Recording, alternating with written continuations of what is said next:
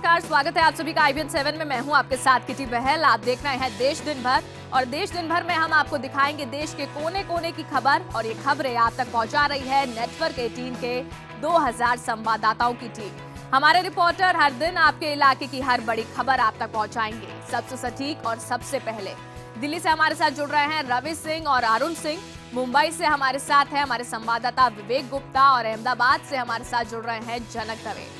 तो सबसे पहले दिल्ली का रुख करेंगे, और दिल्ली से रवि सिंह हमारे साथ जुड़ रहे हैं, चलते हैं उनके पास। दिल्ली सरकार ने अपना पहला चुनावी तोहफा दे दिया है। सरकार ने बिजली की दरों में 50% की कटौती कर दी है। वहीं हर महीने 20,000 लीटर मुफ्त पानी मिलेगा। दिल्ली में आम आदमी पार्टी सरकार ने अपने सबसे बड़े चुनावी वादे को पूरा करने की दिशा में अहम कदम उठाया। अरविंद केजरीवाल सरकार ने दिल्ली में बिजली की कीमत में 50% की कटौती की है। ये कटौती 400 यूनिट तक बिजली की खपत पर लागू होगी, यानी 1 मार्च से दिल्ली में 400 यूनिट तक बिजली की कीमत आधी हो जाएगी। सरकार के मुताबिक इस फैसले से दिल्ली के 36 लाख से ज्यादा परिवारों को फायदा मिलेगा। वहीं दिल्ली वालों को अब हर महीने 20,000 लीटर मुफ्त पानी भी मिलेगा। इस सब्सिडी से दिल्ली सरकार पर 70,000 करोड़ का बोझ बढ़ेगा। आज दिल्ली सरकार ने फिर से 400 यूनिट तक इस्तेमाल करने वाले बिजली के परिवारों को, दिल्ली के परिवारों को आधे दाम पर बिजली देने का फैसला किया है। 20,000 लीटर तक का जो पानी इस्तेमाल करने वाले परिवार हैं, उनके पानी और सीवर के चार्जेस सरकार माफ करने का ऐलान कर रही है। दिल्ली में अगले कुछ दिनों तक पानी की किल्लत हो सकती है। दरअसल 2 दिनों से नहर में डूबे बच्चों के शवों की तलाश के लिए सरकार ने नहर का पानी बंद कर दिया है। बवाना में 3 बच्चे नहर में डूब गए थे, लेकिन अब तक उनका शव बरामद नहीं हो सका। उप मुख्यमंत्री मनीष सिसोदिया गायब हुए बच्चों के परिवार से मिलने पहुंचे और बच्चों के शव की तलाश के लिए नहर का पानी बंद करने का आदेश दिया, जिसके बाद हरियाणा से इस नहर के जरिए आ रहे पानी को कुछ घंटों के लिए रोक दिया गया है। फिलहाल शवों को ढूंढने के लिए गोताखोरों को काम पर लगा दिया गया है। बताया जा रहा है कि शवों की तलाश के लिए नहर को खाली करने और उसे दोबारा भरने में 2 दिन तक का समय लग सकता है। उप मुख्यमंत्री ने नहर में आए दिन होने वाली दुर्घटनाओं को देखते हुए नहर पर जगह जगह जाल लगवाने की भी घोषणा की है। दिल्ली के लोगों को पानी की थोड़ी प्रॉब्लम फेस करनी पड़ेगी, पर अगर हमारा अपना बच्चा होता है या किसी का भी बच्चा होता है तो सबकी हमारी प्रायोरिटी रहती है कि सबसे पहले सर्च ऑपरेशन के लिए जो भी करना ज़रूरी है वो किया जाए। इसीलिए हमने सुबह ऑर्डर करें कि पानी बंद करा जाए 6-7 घंटे के लिए, ताकि ये जो गोताखोर लोग हैं, जो रेस्क्यू ऑपरेशन चल रहा है, ये ठीक से चल सके। राहुल गांधी के छुट्टी पर जाने के बाद सवाल उठने लगा है कि आखिर कहां पर हैं राहुल गांधी और उन्होंने क्यों ली इतनी लंबी छुट्टी। इस मसले पर कांग्रेसी नेता अलग अलग बयान दे रहे हैं। बजट सत्र से पहले छुट्टी पर गए कांग्रेस उपाध्यक्ष राहुल गांधी को लेकर सस्पेंस बरकरार है। कांग्रेस कार्यकर्ता जगदीश शर्मा ने राहुल की कुछ तस्वीरें जारी की हैं। उनका दावा है कि राहुल उत्तरकाशी में हैं। तस्वीरों में राहुल गांधी कैंपिंग करते हुए नजर आ रहे हैं। हालांकि कांग्रेस जगदीश शर्मा के दावे को झूठा बता रही है। इस बात के भी कयास लगाए जा रहे थे कि राहुल 2 हफ्ते की छुट्टी पर विदेश चले गए हैं, लेकिन कांग्रेस नेता दिग्विजय सिंह ने कहा था कि राहुल विदेश में नहीं है। सूत्रों की माने तो राहुल गांधी खुद जंतर मंतर पर धरने पर बैठना चाहते थे, लेकिन पार्टी के वरिष्ठ नेताओं ने मंच हाईजैक कर लिया। कहा जा रहा है कि राहुल को ये लगने लगा था कि कांग्रेस के लिए लिखी उनकी पटकथा में सीनियर नेता रोड़े अटका रहे हैं। मैं जानूं तो मैं बताऊं, मुझे जानकारी नहीं राहुल गांधी जी कहाँ हैं। राहुल गांधी कहाँ, इसको लेकर डिफरेंट मत है। कोई कह रहा उत्तराखंड में है, कोई कह रहा बैंकॉक देखिए, में। मैं माफ कीजिए, आपके देश के पास और भी काम है, उस पे पार्टी ने एक अपना बयान दे दिया है। हालांकि इस बात पर पूछे जाने पर कांग्रेस नेता या तो भड़क जाते हैं या कोई जानकारी न होने की बात कह रहे हैं।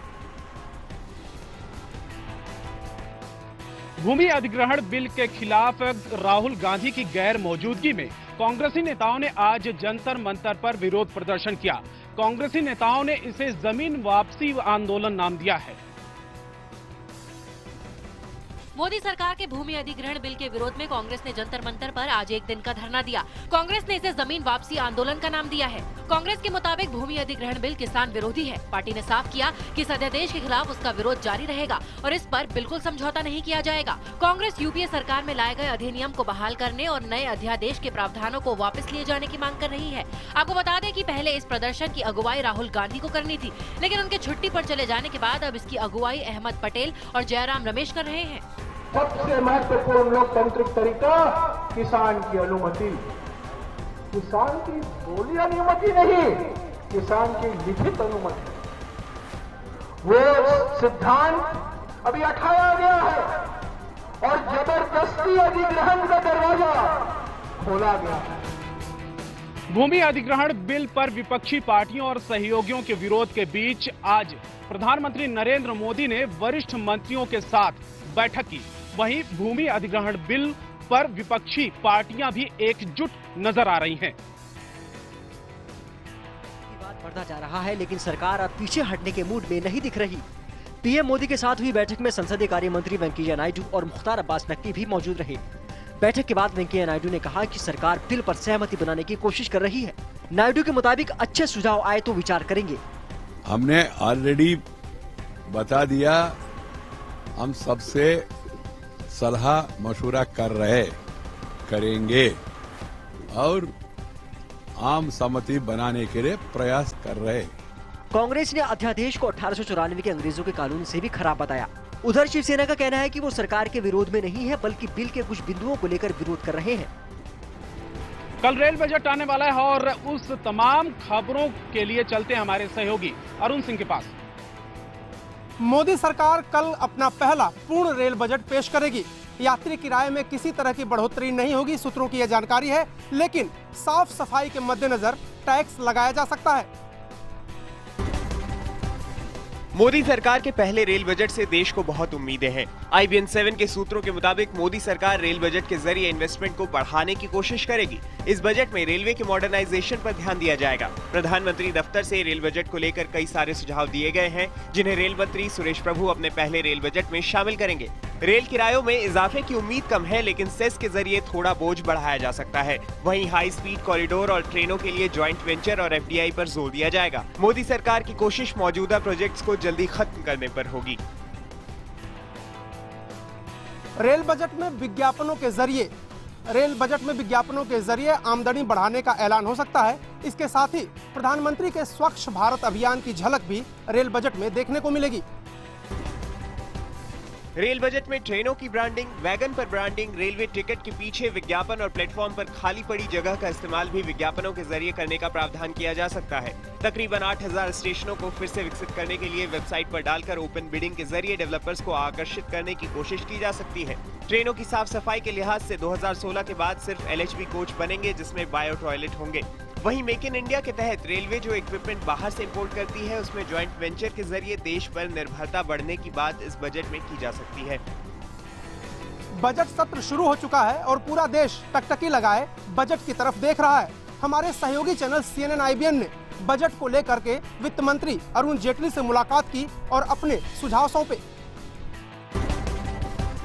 वित्त मंत्री से खास मुलाकात में हमारे सहयोगी चैनल CNN IBN ने इनकम टैक्स की छूट को बढ़ाकर 2.5 लाख किए जाने का सुझाव दिया है, जिसमें मेडिकल रिएम्बर्समेंट को बढ़ाकर 15,000 रुपए, ट्रांसपोर्ट अलाउंस को 9,600 रुपए और धारा 80C में छूट को बढ़ाने की बात कही गई है। CNN IBN की सौंपी सिफारिशों में कामकाजी महिलाओं के लिए अधिक छूट दिए जाने की बात भी की गई है। हम आपको बता दें कि हमारा सहयोगी चैनल CNN IBN हर साल एक्स द टैक्स मुहिम के जरिए दर्शकों के सुझाव सरकार तक पहुँचाता है। महाराष्ट्र की बाकी खबरों के लिए चलते हैं मुंबई अपने सहयोगी विवेक गुप्ता के पास। महाराष्ट्र में MNS की गुंडागर्दी टोल नाकों पर एक बार फिर से दिखी। नवी मुंबई के खारघर टोल नाकों पर MNS के लोगों ने वहां के कर्मचारियों को जमकर पीटा और जमकर तोड़फोड़ की। उनकी पूरी वारदात वहां पे लगे CCTV कैमरे में कैद हो गई। CCTV में कैद वीडियो में दिखाई दिया कि MNS के करीब 15 कार्यकर्ता नवी मुंबई के टोल प्लाजा में जबरन घुसाए और वहां मौजूद टोल कर्मचारी राकेश सिंह पर हमला कर दिया। दूसरे कर्मचारी ने बीच बचाव करने की कोशिश की तो एक कार्यकर्ता ने उस पर बोतल फेंक कर मारी। भद्दी गालियां देते हुए MNS कार्यकर्ताओं ने वहां जमकर तोड़फोड़ की और सबको धमकियां भी दी। MNS कार्यकर्ता वहां काफी देर तक हंगामा करते रहे। बताया जा रहा है कि टोल नाके पर तोड़फोड़ के मामले में राकेश सिंह ने एक MNS नेता के खिलाफ FIR दर्ज करवाई थी और शिकायत वापस न लेने पर राकेश पर यह हमला किया गया। उन्होंने पूछा मुझसे कि राकेश सिंह कौन है, तो मैंने बोला मैं राकेश सिंह।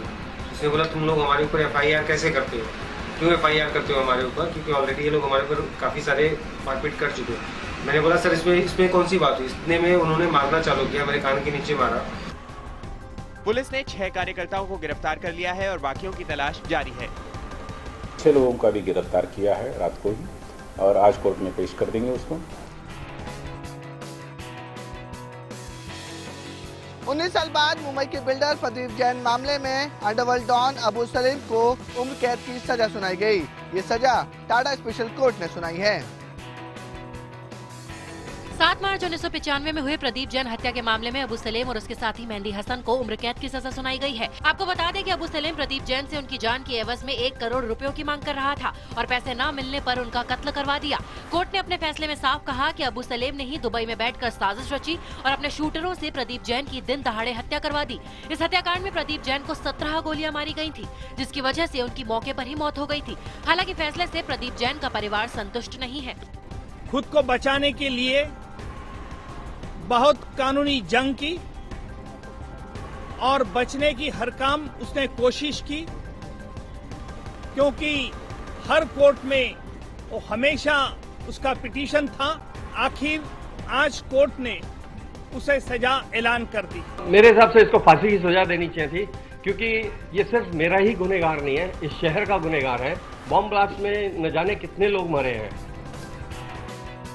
गुजरात की खबरों के लिए चलते हैं अपने संवाददाता जनक दवे के पास।